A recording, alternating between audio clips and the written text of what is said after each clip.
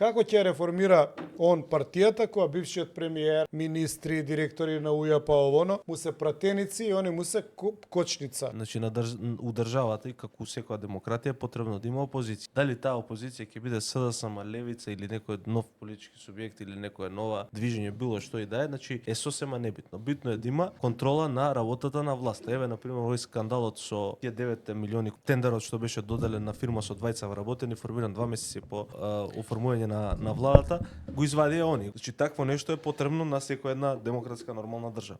Што е се работава Филипче и СДСМ, самото СДСМ има проблем како да го покрене сопственото членство, кое што апсолутно голем дел од оние традиционални гласачи на СДСМ имаат кренато раце практично од партијата. Зошто е тоа така? Ја не знам. Не ја гледам причината, имајќи предвид дека некој работи кој што ги правело СДСМ, со кој што ја многу не сум се согласувал, например како промената на името, не беше пресудно за СДСМ да падне од власт, односно победи после промената на името во 2 изборни циклуси. Значи има таму подлабоки, покоренети проблеми.